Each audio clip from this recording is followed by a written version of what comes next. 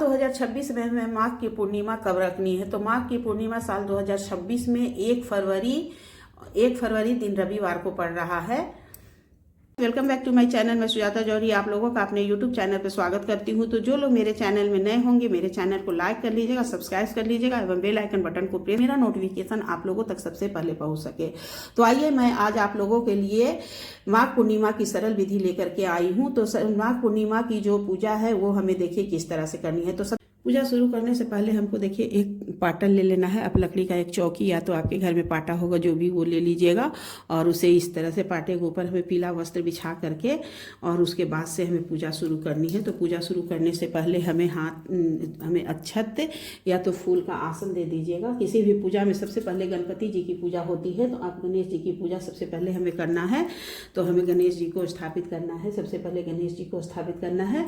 उसके बाद से यदि आपके घर में शालिग्राम भगवान होंगे तो आप शालिग्राम भगवान का पूजा करिएगा, और यदि आपके घर में कान्हा जी होंगे तो आप लड्डू गोपाल जी को रख के भी पूजा कर सकते। तो ये देखिए मैं अपने लड्डू गोपाल जी को स्नान करा के तैयार करती हूँ, और इस तरह से उन्हें स्नान कराने के बाद से मैं यहाँ पे स्थापित कर देती हूँ लड्डू अपने कान्हा जी को। और कान्हा जी को स्थापित करने के बाद से तब हमारी पूजा शुरू होगी। तो पूजा शुरू करने के लिए सबसे पहले हमें, यदि आप चाहे तो आप कलश रख के भी पूजा कर सकती हैं, और यदि कलश नहीं रख सके तो साधारण विधि से हमें इस तरह से भी पूजा कर लेनी है, तो भी हमें पूर्णिमा का फल प्राप्त हो जाएगा। तो इस तरह से देखिए आप एक लोटे में जल रख दीजिएगा और एक दीपक हमें जला लेना है। उसके बाद से हमें अपनी पूजा शुरू करनी है।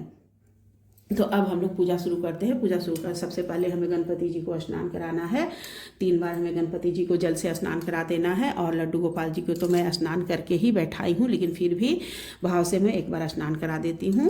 तो उसके बाद से स्नान कराने के बाद से सभी को हमें चंदन का तिलक लगाना है। चंदन लगाइए, रोड़ी लगाइए।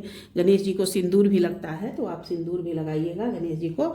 और देखिए मैं एक कलश रखी हूँ, मेरे पास आम का पल्लव नहीं है तो मैं इसलिए कलश न रख के इसी तरह से जल रखी हूँ, और बाद में पूजा करने के बाद इस जल को मैं बाहर में तुलसी जी में डाल दूंगी। ऐसे भी कर सकते हैं और कलश भी रख के पूजा कर सकते हैं। जैसे आप कलश रखने का विधि ना जानते हो तो देखिए कलश जैसे कि लोटे में जल रख दिए, उसमें हमें एक पैसा, सुपारी और फूल, पान का पत्ती सब चीज़ डालकर उसके ऊपर एक पंचपल्लव लगाना है। पंचपल्लव के ऊपर एक कटोरी में हमें चावल रखना है और उसके ऊपर हमें एक दीपक जला देना है। इस तरह से कलश रख दिया जाता है।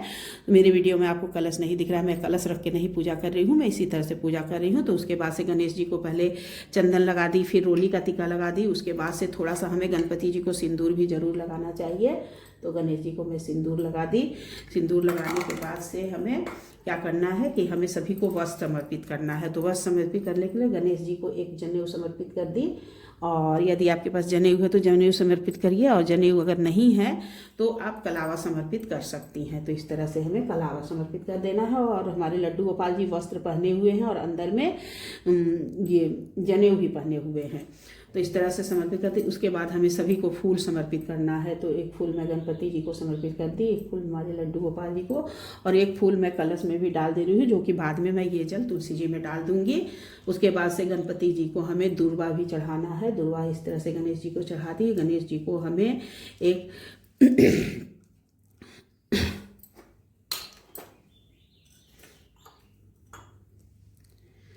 फिर उसके बाद हमें गणपति जी को एक लौंग, इलायची, पान और सुपारी भी समर्पित कर दी। आप एक बीड़ा पान अपने कान्हा जी को भी समर्पित करिएगा। तो इस तरह से हमारी पूजा, इस तरह से हमें पूर्णिमा की पूजा करनी होती है। और भोग प्रसाद में आप उस दिन चाहे तो आप मार्केट से मतलब प्रसाद ला करके, मीठा ला करके पूजा कर सकती हैं, और नहीं तो आप घर में थोड़ा सा आटा भूज करके चूरन बना लीजिएगा। चूरन का ज़्यादा महत्व होता है, या तो फिर पूड़ी हलवा बना लीजिएगा, कुछ भी बना करके हमें समर्पित करना है। तो फिर उसके बाद हमें देखिए पूजा कर, फूल पत्ती चढ़ाने के बाद से हमें एक दीपक प्रज्वलित करना है। तो दीपक मैं पहले ही जला के रखी हूँ, और ये देखिए हम दीपक से प्रज्वलित करना है। और आप एक धूप बत्ती भी, धूप दीप दोनों हमें जलाना होता है, सिर्फ दीपक नहीं जलाना चाहिए, धूप भी जलाना चाहिए। तो ये देखिए मैं एक धूप भी जला दी हूँ। और फिर उसके बाद से हमें तब हाथ को हमें धुल लेना है।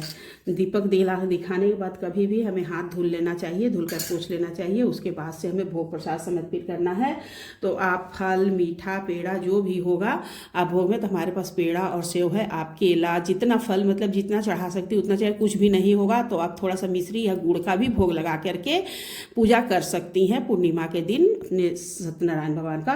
तो इस तरह से हमें देखिए होता है। और बहुत से लोगों के घर में जैसे कि पूर्णिमा की कथा होती है, माघ का पूर्णिमा, सावन का पूर्णिमा, कार्तिक का पूर्णिमा, ये सब जो खासकर पूर्णिमा होती है। और इस दिन हमें देखिए पंचामृत जरूर बनाना है।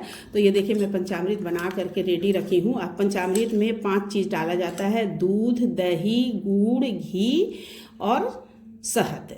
ये 5 चीज़ डाल के पंचामृत तैयार होता है। और पंचामृत में हमें स्नान के भाव से हमें भगवान जी को इस तरह से कर देना है। तो देखिए इस तरह से हमें पंचामृत हमारी पूजा में ज़रूर होनी चाहिए। तो इस तरह से हमारा पंचामृत हो गया।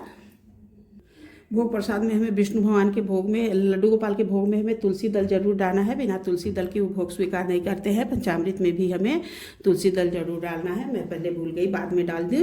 तो इस तरह से डाल देना है। उसके बाद से हमें कुछ दक्षिणा चढ़ा देना है। दक्षिणा पूजा में हुई कमी को दूर करने के लिए दक्षिणा चढ़ाया जाता है। तो इस तरह से कुछ दक्षिणा आप चढ़ा दीजिएगा अपने सामर्थ्य के अनुसार।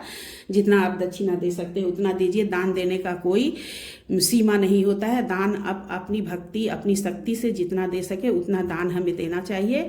तो इस तरह से हमारी पूर्णिमा की पूजा हो गई। पूजा होने के बाद से हमें हाथ में अक्षत और फूल लेकर के सत्यनारायण भगवान की कथा को सुन लेना है। सत्यनारायण भगवान की कथा सुनने के बाद जब आपकी कथा समाप्त हो जाएगी तो हमें फूल वही समर्पित कर देना है। और उसके बाद हमें थोड़ा सा हवन कर लेना है। हवन पूर्णिमा के दिन जरूर करना चाहिए। तो थोड़ा सा हमें हवन कर लेना है। और हवन करने के बाद हमें आरती कर, तो आरती हमें पहले गणेश जी की आरती करनी है। गणेश जी की आरती करने के बाद से हमें ओम जय जगदीश हरे या तो जय लक्ष्मी रमना का भी आरती सत्यनारायण भगवान की पूजा में होती है। बहुत से पंडित जी लोग जय लक्ष्मी रमना की आरती करते हैं। तो आपको जो आता होगा आरती, आप वो आरती कर लीजिएगा। इस तरह से आरती करने के बाद से हमें भगवान जी लोग को आरती दिखा देना है, अपने कान्हा जी को, गणेश जी को। उसके बाद से हमें रख करके थोड़ा सा जल गिरा लेना है। और जल गिराने के बाद हमें अपने भी आरती ले लेनी है। तो इस तरह से हमारी सत्यनारायण भगवान की पूजा पूर्ण हो गई। पूजा करने के बाद, सत्यनारायण भगवान की पूजा करने के बाद देखिए हमें क्या करना है। तो जब आपकी पूजा संपूर्ण हो जाए तो उसके बाद से हमें आरती करने के बाद हमें भोग प्रसाद को उठा लेना है। घर में सभी को पंचामृत और जो ये प्रसाद है इसे घर में सभी लोगों को वितरित कर देना है। और वितरित करने के बाद जो ये लोटे में जल है, इस लोटे के जल को हमें ले जा करके सूर्य भगवान को डाल दीजिए, या तो आप तुलसी के पेड़ में डाल दीजिए। तो ये जल हमें ले लेना है और उसके बाद भोग प्रसाद सभी को घर में वितरित कर देनी है। इस तरह से हमारी सत्यनारायण भगवान की पूजा कंप्लीट हो गई। और उसके बाद हमें देखिए सीधा देने का सबसे ज्यादा महत्व है। आप कोई भी पूजा करिए तो सीधा जरूर देना है। यदि आप सीधा नहीं देती हैं तो आपके पूजा का फल आपको प्राप्त नहीं होगा। तो इसलिए हमें पूजा करने के बाद हमें सीधा निकाल करके, जैसे दाल, चावल, आटा, आलू, हल्दी, नमक सब चीज लेकर के और उसमें कुछ दक्षिणा डाल करके हमें ले जा करके किसी ब्राह्मण को दान करना चाहिए। उस दिन हमें किसी ब्राह्मण को भोजन कराना चाहिए। तो इस तरह से हमें सत्यनारायण भगवान, माघ मास की पूर्णिमा की कथा हमें सुननी है। तो इस तरह से हमें, पूर्णिमा की कथा एक ही होती है लेकिन ये माघ पूर्णिमा क्या पूजा है। तो सभी को, यदि आप लोगों को मेरा वीडियो अच्छा लगा होगा तो मेरे वीडियो को लाइक कर लीजिएगा, कमेंट कर लीजिएगा एवं शेयर कर दीजिएगा। और सभी को राधे राधे, सभी को माघ पूर्णिमा की ढेर सारी शुभकामनाएं।